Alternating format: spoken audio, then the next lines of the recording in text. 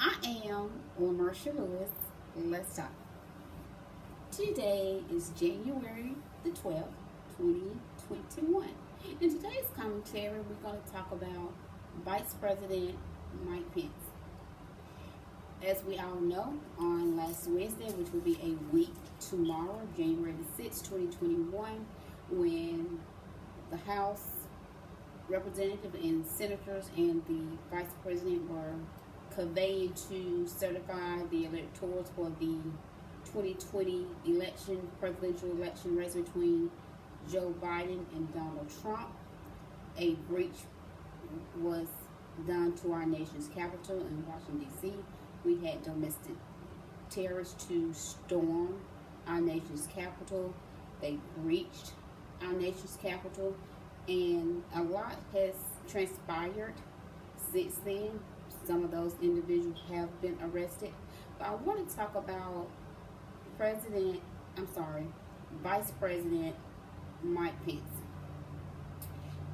It was stated that he was very, very upset, and as I have already said in previous commentary videos that I have done regarding the matter, he had every right. In fact, everyone that was in our nation's capital, all our public officials. We had the Speaker of the House, we had Chuck Schumer, we had the senators, we had House representatives, and we had staffers, and all of these individuals doing the job of the American people, and at the incitement of, orchestrated by, directed by, commanded by Donald J. Trump, we had his base, domestic terrorists, white supremacists, storm the nation's capital and put everybody's life in harm's way. Everyone has been, well, what will Vice President Mike Pence do? Many people have asked and wants him to invoke the 25th Amendment. And he did send a letter to the Speaker of the House, Madam Nancy Pelosi. I will read that letter to you. I am in agreement. It is stated that Vice President Pence said that he didn't think that would be the best solution. He's not in favor of the 25th Amendment. And let me just kind of give some backdrop, a little clarity perhaps, in regards to what the 25th Amendment purpose stands for. That is when a president, and at this time we've only had male president, but in our future I'm quite sure there will be women. So, but what the 25th Amendment its purpose is, if a president, whether it's him or her, were to come in, where there's some health issues where he or she is not competent to fulfill the duties that they have as being our leader, the commander-in-chief of the United States, that's when the vice president would then invoke the 25th Amendment to be put in place. And there are different clauses to the 25th Amendment, but as a whole, it's just when a president, if that president sees whether it's a medical condition, again, if he or she becomes where they're not competent enough to continue to serve and fulfill their duties, the 25th Amendment at that point in time is when it should be invoked. It's stated that when the late President Ronald Reagan, when he had a surgery, he was out. Then at that time he appointed for his vice president to take on the duties and responsibilities, because at that point in time he was out sick. He was not able to function and to do the obligation, which himself being the president. So I have to say I am in agreement with Mike Pence, and furthermore, because of what happened at our nation's capital, this is so much deeper. We actually had an attack on our nation's capital. And if he does the 25th Amendment, basically just invoke the 25th Amendment, and on January 20th, 2021, which will tomorrow will be a week away from the actual inauguration of Joe Biden becoming the 46th president, and Kamala Harris to be the first woman to serve the role as vice president, and the first woman of color to serve the role as vice president. All this will take place next Wednesday. But if Trump is still, as of right now, he's still the president, and I think he should have been removed Wednesday. If not Wednesday, when the domestic violence took place, definitely it should have been the next day, that Thursday. But as of right now, which we are basically 8 days away from a new administration, and Trump has not did the right thing. He has not resigned. He hasn't even denounced this. In fact, he's still talking in that same manner. But of course, who would expect anything different? Because Trump is who he is. Today was the first time that he was being seen speaking to the media. He and Vice President Pence had not spoken since earlier Wednesday, before the actual breach that took place at the nation's capital. The last time they had spoke, and I'm going to also read what Donald J. Trump had told to Vice President Mike Pence, still trying to coerce him to overturn the will of the people, to break the law. But I have to say, I am thankful that Pence stood grounds and did the right thing. He did not overturn the will of the people, which he didn't have that power anyway. That's very important to note. Pence did not have the power to overturn the 2020 presidential election results from we, the American people. The protocol was the vice president sits in as the Congress, the senators, the representatives, and all of the congressmen and women do the actual certification that the states, the 50 states, had already did their certification, and they sent it to Congress, and now Congress was basically just doing the count, doing the preliminaries of, again, making sure everything was official and getting everything prepared for January the 20th, when the new administration takes place. So Pence just was sitting in doing his job, and he did not have the power to overturn. And it does make me kind of wonder, if he had the power, would he have done the right thing, or would he have not? I want to try and give him the benefit of the doubt. Perhaps he still would have done what he did, as he did on last Wednesday, do the certification of the election electoral results. But again, many have been trying to get him to invoke the 25th Amendment. But that does not make sense, because Trump is crazy. And yeah, some even say, yeah, he does have a mental problem. But at the same time, the 25th Amendment is not the appropriate, in my opinion, and it's also others' opinion, in fact, the opinion of the Vice President, Mike Pence. He don't think that is the best solution. But my main reason, one, Trump needs to be held accountable. He put a hit out on the American people. It was carried out at his orders, at his instruction, at his command. We had people to storm our nation's capital. The videos are all out there. As I have said in previous videos, the evidence is there. The evidence is there. They broke windows. A policeman was killed. A woman who was an advocate of Trump, a supporter of Trump. There was 5 people killed. One being a police officer. Come to find out, he too was an advocate of Trump. He was a supporter of Trump, but he lost his life. So did the lady, lost her life. And on this past Saturday, it was stated that another police officer actually took his life due to what transpired through this domestic terrorist act, again, incited by the President of the United States. Accountability. There's no way that this man should get off with what happened at our nation's capital. This is a stain that can never be removed. I don't care how they may try.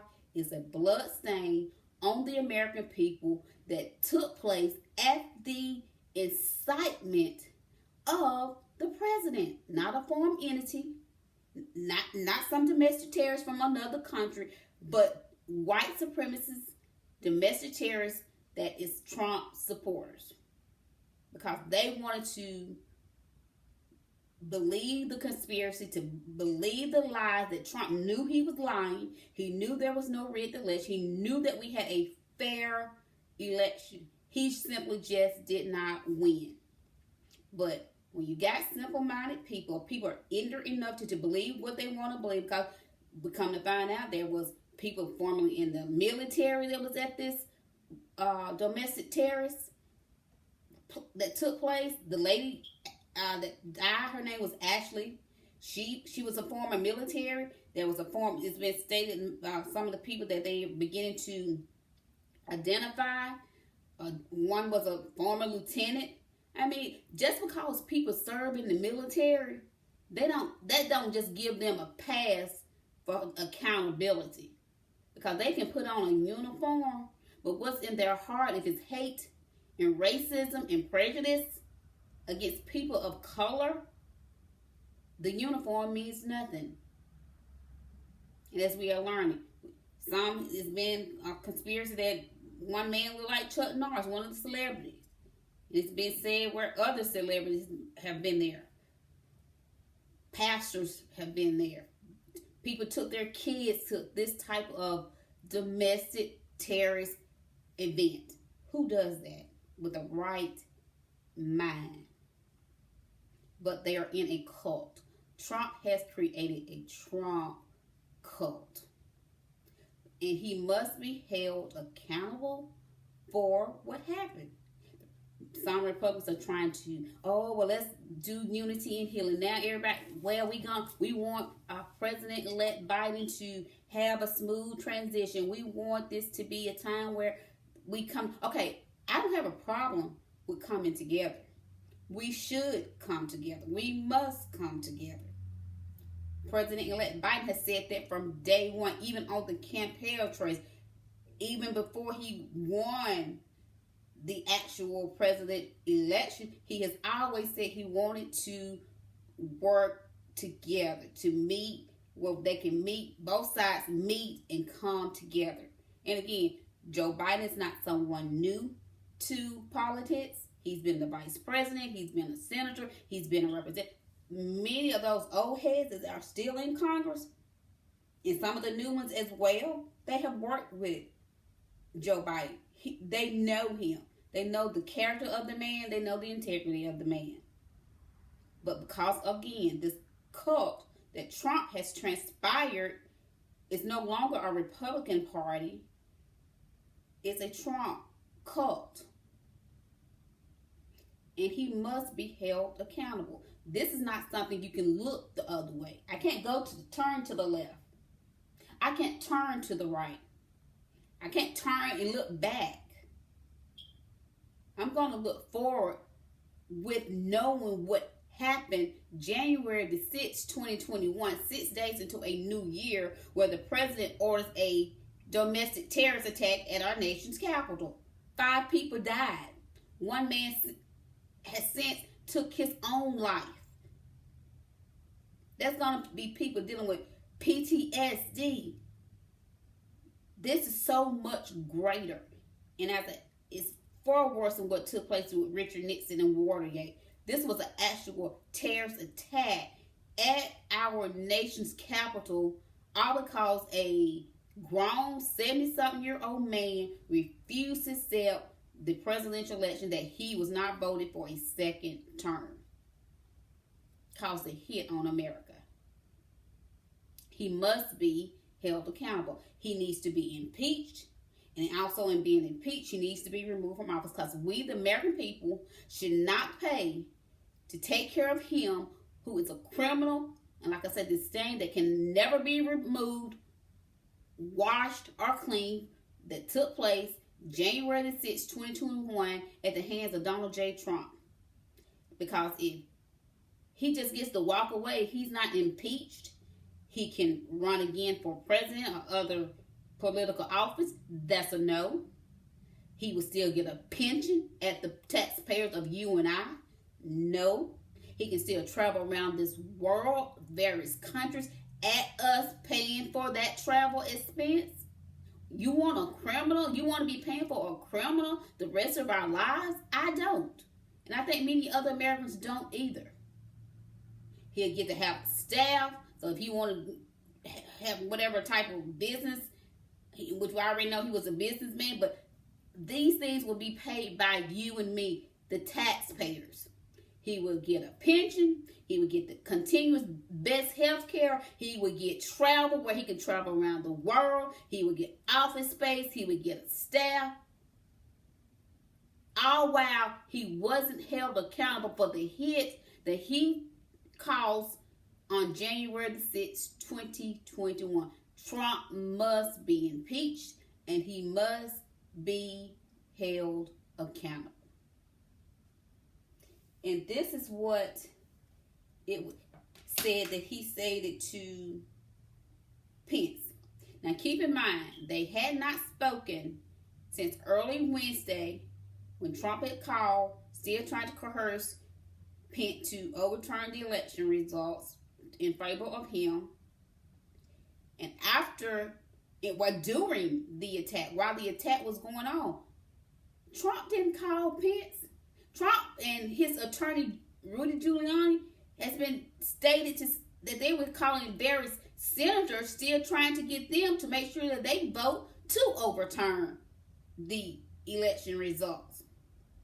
It was said that his Senate Minority Leader, Kevin McCarthy, after what was transpiring, called Trump trying to get him to denounce, get the people to stop what they were doing, stop the terrorism, to stand down, stand back, denounce. Trump wasn't hearing any of that.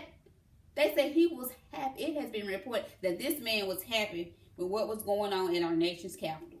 And you had the vice president there. You had Nancy Pelosi there. All the senators, all the representatives.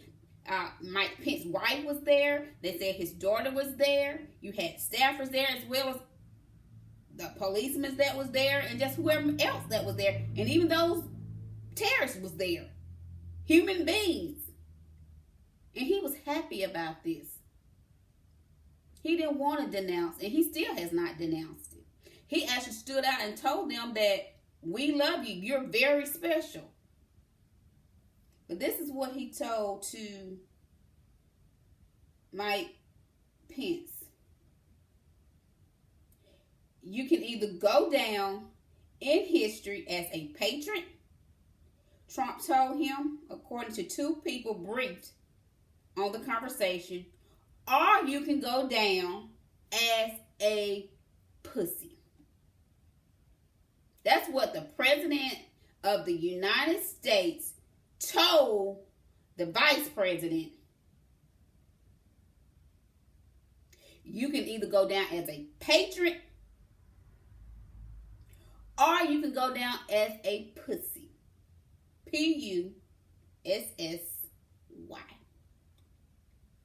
How deplorable is that? How appalling, how despicable, how disgusting, how sickening is it? I can't even imagine how Pence felt to hear, in which this may have not been the first time Trump has spoken to him this way, because we all know he got a filthy mouth. But again, you're talking about the leaders of the United States. The president told this to the vice president. Be a patriot or be a pussy. Either overturn the election, and according to Trump, you'll be a patriot. Or do the right thing and uphold what our Constitution has in place, certify the election, which he did, and which the senators and representatives did. But to be talked to in that manner from the President of the United States is simply despicable.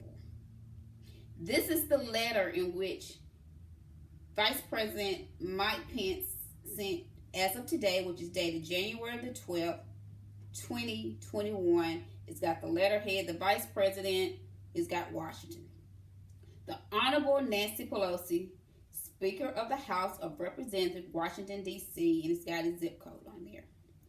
Dear Madam Speaker, every American was shocked and saddened by the attack on our nation's capital last week. And I am grateful for the leadership that you and other Congress leaders provided in reconvening Congress to complete the people's business on the very same day. It was a moment that demonstrated to the American people the unity that still is possible in Congress when it is needed most. But now, with just 8 days left in the president's term, you in the Democrat caucus are demanding that the cabinet and I invoke the 25th Amendment. I do not believe that such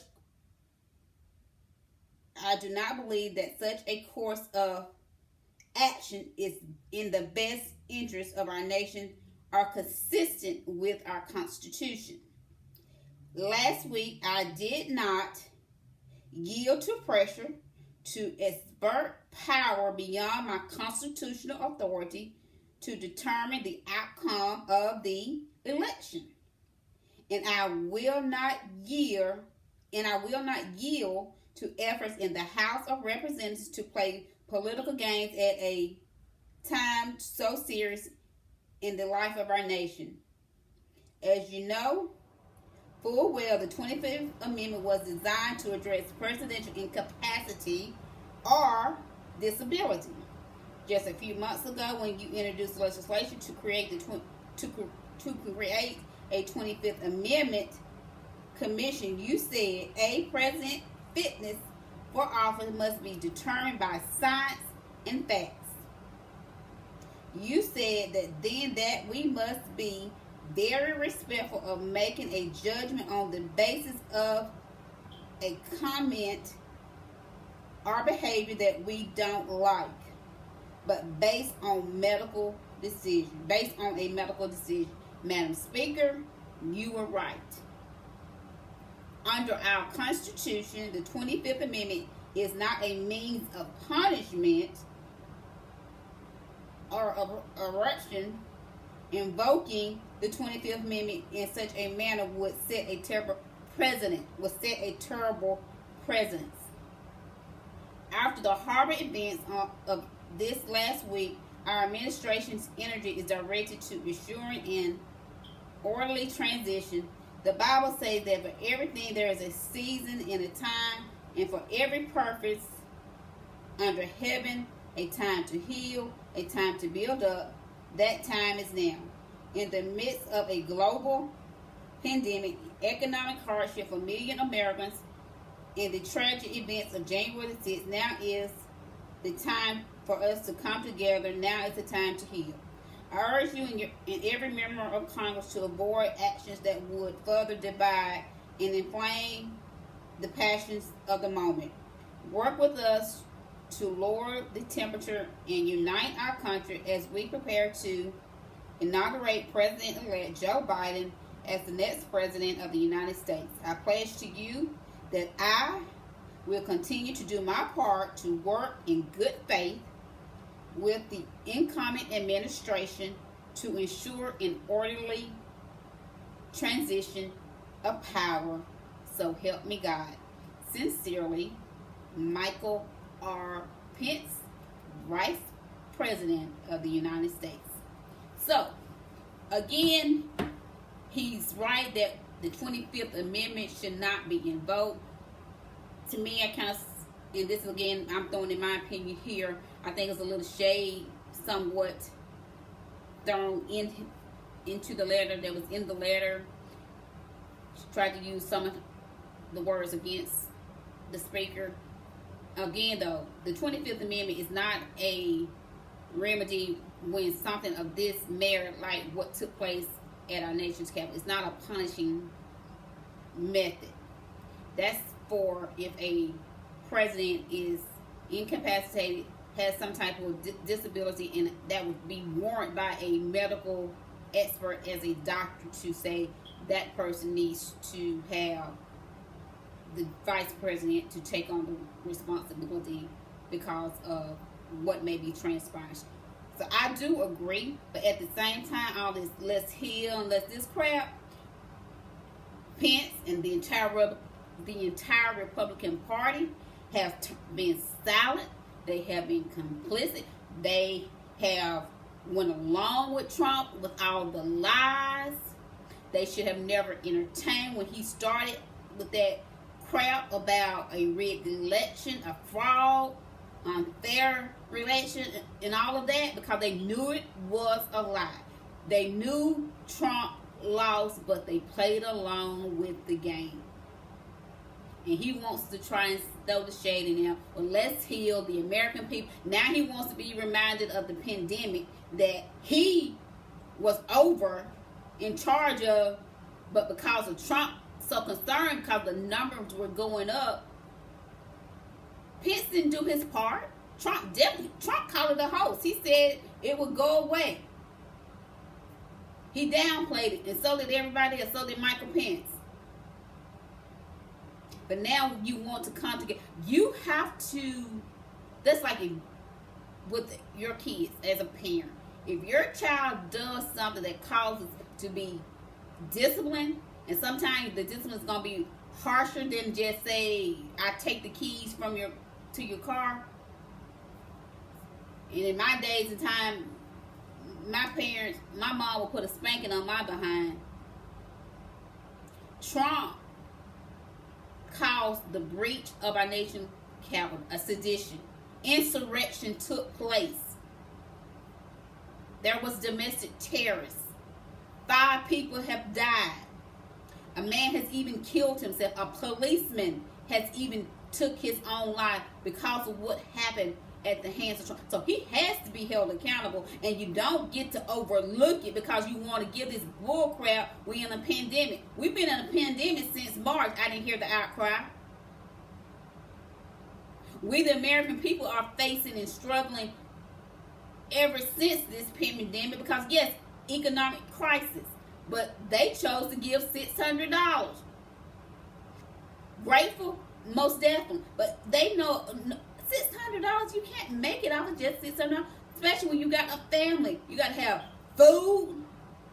You got to have a place to lay your head.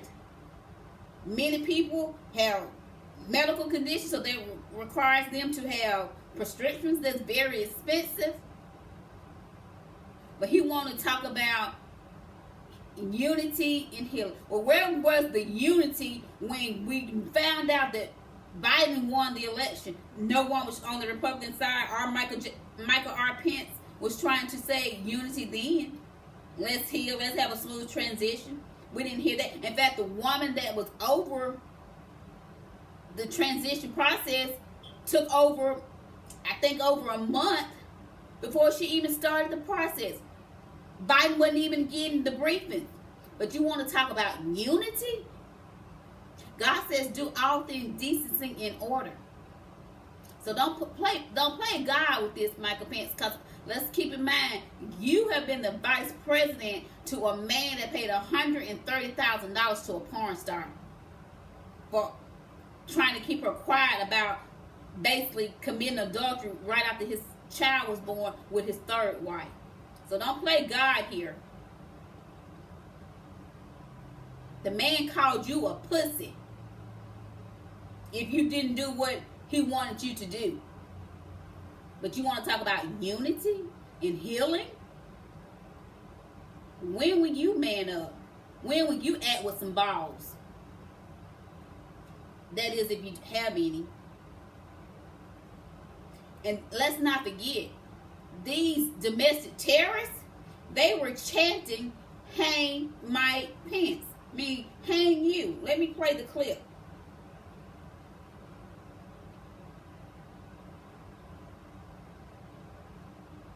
This is a 21-second clip.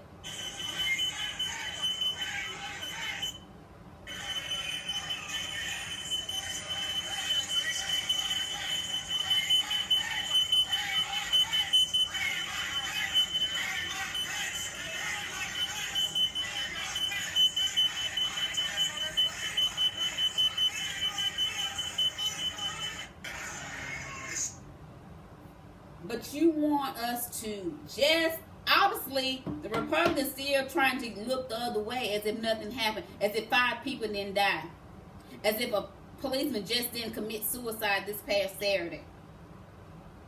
As if they didn't all play a part with cooing to Donald Trump, entertaining his lie, his conspiracy that the election was rigged.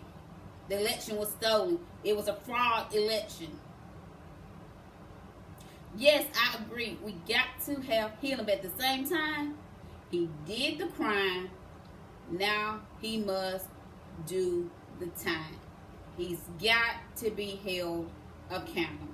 Because if he doesn't, he already thinks he can do whatever he wants. He's even said he can go out there on 1600 Avenue, Pennsylvania Avenue, or New York Avenue and shoot somebody and he will still have his base. We see that to be true.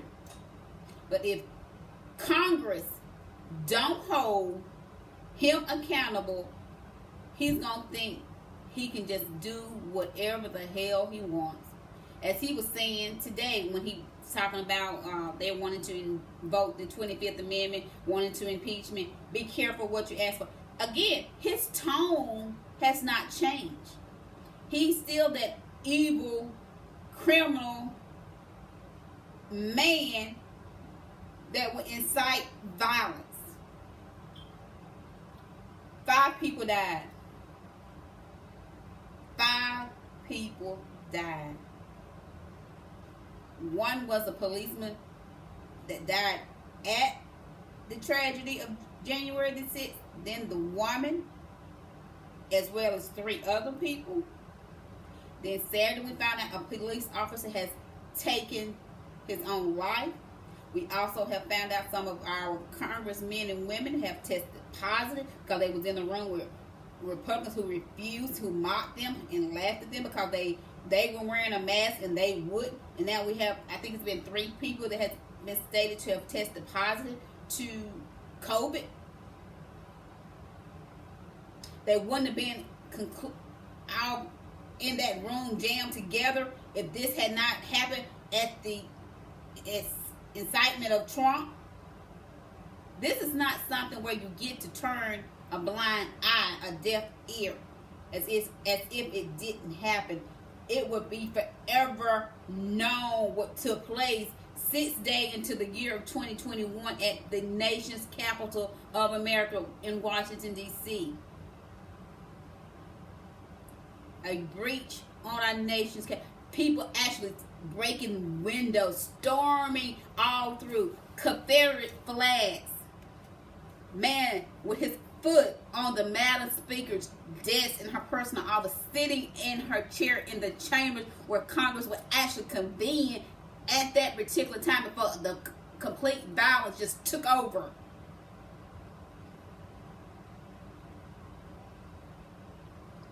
This is not something you get to act as if it didn't happen.